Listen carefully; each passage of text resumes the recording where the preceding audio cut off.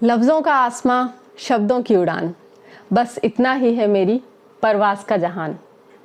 Hello दोस्तों, एक लंबे समय के बाद मैं आपसे फेस टू फेस बात कर रही हूँ परवाज़ पर। परवाज़ मेरी रूह, मेरा दिल, मेरी जान, मेरा ड्रीम प्रोजेक्ट। परवाज़ को मैंने 2019 में शुरू किया था, 2019 में। शुरुआत में मैंने इसे ओनली यूट्यूब चैनल नहीं सोचा था। परवाज़ एक मेरा अलग प्रोजेक्ट है, लेकिन उसके लिए मुझे फंडिंग की ज़रूरत थी। मैंने क्राउड फंडिंग की थी कुछ समय, लेकिन कुछ फ़ायदा नहीं हुआ। आप ये समझिए 1-2% भी नहीं हो पाया। इसलिए मुझे यूट्यूब चैनल स्टार्ट करना पड़ा परवाज़ नाम से, क्योंकि आप जानते हैं ना, एक आर्टिस्ट के अंदर अगर कुछ आइडिया आ जाता है तो वो मतलब छटपटाता है अंदर से बाहर आने के लिए। इसलिए मैंने यूट्यूब चैनल स्टार्ट किया कि मैं कुछ तो कर पाऊँ, अपने जज्बात कहीं तो निकाल पाऊँ। उसके बाद 2019 के मिड से 2022 तक मेरी लाइफ, आप बिलीव नहीं करेंगे, बहुत down down down down graph ऐसा गया। फैमिली इश्यूज़ काफ़ी थे। कोविड था, वो तो सबके साथ था ही, बट एक ऐसी चीज़ हो गई, मतलब उस बात को करीब 1.5 ईयर हो गया, फिर भी आप समझ सकते हैं, मैंने अपने फादर को खो दिया। उसके बाद करीब अब 1.5 साल लगा है मुझे संभलने में। परवाज़ को खैर मैं भुला चुकी थी, लेकिन अब फिर से जब मैंने अपना पर्पस फाइंड करने के लिए सोचा कि मैं कैसे रीस्टार्ट करूं, कैसे अपना कॉन्फिडेंस फिर से लेकर आऊं, तो मुझे फिर से परवाज़ याद आया। मैंने इस पे फिर से काम शुरू किया, लेकिन लोग आपकी सिचुएशन नहीं जानते, लोग आपकी सर्कमस्टेंसेस नहीं जानते, और अगर आप बताते हैं तो भी वो कहते हैं सबके साथ होता है। बट ऐसा नहीं होता। जिसके साथ होता है उसे ही पता चलता है। जो कह रहे हैं उनके साथ भी अगर आप ये कह देंगे कि तुम्हारे साथ ऐसा हो जाए, तो वहीं पे आप समझ लीजिए सिट्टी पिट्टी गुम हो जाएगी, उनकी बोल नहीं पाएंगे वो कुछ। तो बस ये कहना बहुत आसान होता है कि यार ये तो चलती रहेंगी सिचुएशंस, पर होती है ना तब पता चलता है। We are human beings, but humanity ख़त्म हो चुकी है। परवाज़ को मैंने फिर से अभी शुरू किया है, कुछ ही समय हुआ है, लेकिन जब से मैंने इसको शुरू किया है, अभी भी और पहले भी, लोग एडवाइस बहुत देते हैं कि तुम्हारे इसमें ये कमी है, वो कमी है, etcetera etcetera. They don't know कि कमियां हैं, बट आप उसे इम्प्रूव करने की बात करें, आप उसमें क्या सहयोग कर सकते हैं उसकी बात करें, बट उसकी बात कोई नहीं करता। कमियां आपको सब बता सकते हैं, बट मैं अब नहीं रुकूंगी। पहले मैं बहुत हताश हुई, बहुत निराश हुई, मेरी लाइफ की सिचुएशन से निराश हुई। मेरे फादर गए, मेरे एक भैया गए, ये सब ना मेरे पिलर्स थे। तो लोग सिर्फ कमी बताते हैं। अब मैंने फिर से इसको शुरू किया है, अब फिर से मुझे इसको क्राउड फंडिंग मैंने स्टार्ट की है, बट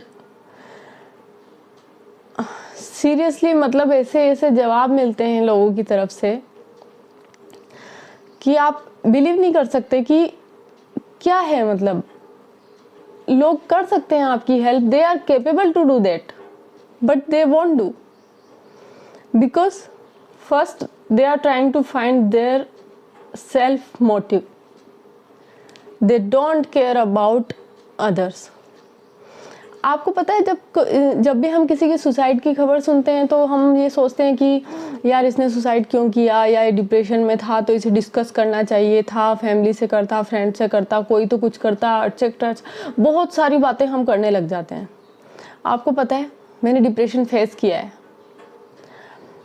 हालांकि उससे बाहर आने के बाद मैंने वापस फेस किया, लेकिन मैं ये ठान चुकी थी और ठान चुकी हूँ कि मैं अपने आप को, अपनी लाइफ को ख़त्म तो नहीं करूँगी। लेकिन जो ख़त्म करते हैं ना, उनकी सिचुएशन में अच्छे से समझ सकती हूँ। ऐसा नहीं होता कि कोई डिस्कस नहीं करता, सब करते हैं, और उनके आसपास वालों को पता होता है अच्छे से कि ये डिप्रेशन में, बट कोई हेल्प नहीं करता। आई डोंट नो कि लोगों को ये शायद गलतफहमी हो कि जो भी उनके पास है वो मटेरियलिस्टिक चीज़ें वो साथ में लेकर जाएंगे, तो I wish they can do that, but ऐसा होगा नहीं, ये हम सब जानते हैं। वो ह्यूमैनिटी जो पहले होती थी, वो वैल्यूज़ जो पहले होती थी, वो अब है नहीं। अब हाँ, इस बात पे भी बहुत सारे रायचंद जी मुझे ये कहना चाहेंगे कि तुम्हारे पास हो तो तुम कर दो। मेरे पास होगा तो मैं 100% करूँगी, डोंट वरी अबाउट दैट। ये मैं वीडियो में बोल रही हूँ, ये लाइव, ये सबके सामने साथ में प्रूव रहेगा, ये मैंने ऐसा बोला है ना। किसी को लगता है कि मैं इतनी कैपेबल हूँ तो आई विल डू श्योर। और ये जो चीज़, ये जो परवाज़, ये जो इंटेंशन मेरा है, ये आप देखिए, अगर पर्सनल बेनिफिट से भी कोई चीज़ शुरू होती है ना, तो वो कई सारों को लेके चलती है साथ में। कोई भी अकेला आगे नहीं बढ़ता, उसके साथ में कई सारी चीज़ें। एक मूवी बनती है, एक मूवी में क्या सिर्फ एक जो मेन डायरेक्टर होता है या फिर प्रोड्यूसर होता है, सिर्फ उसी का फ़ायदा होता है क्या? किसका फ़ायदा नहीं होता, आप मुझे बताइए। सबका फ़ायदा होता है, पूरी टीम का फ़ायदा होता है। उसी तरह से अगर मेरा काम चलता है तो मैं अगर किसी टीम को साथ में लेके चलूँगी तो सबका फ़ायदा होगा। और सबसे बड़ी बात, बहुत सारे लोग डिप्रेशन से बाहर आएंगे, बचा सकेंगे आप उन्हें।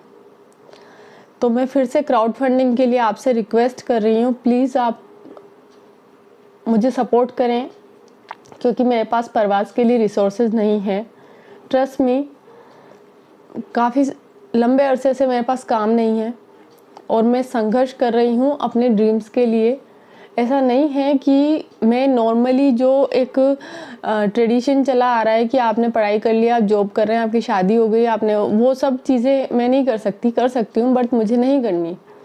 और मेरा ये जो संघर्ष है वो इसी चीज़ के लिए है कि मुझे वो करना है जो मैं करना चाहती हूँ।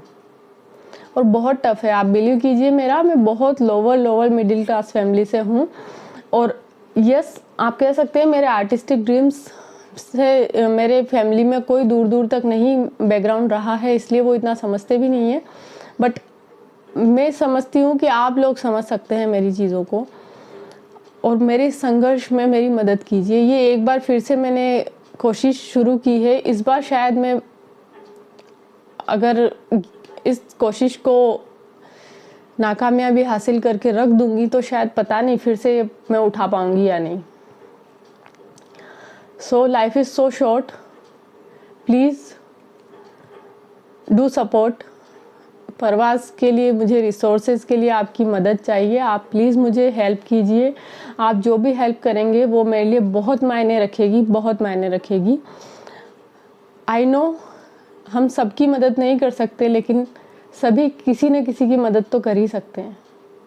प्लीज़ आप मेरी हेल्प कीजिए और प्लीज़ ये मैसेज स्प्रेड कीजिए। Thank you so much.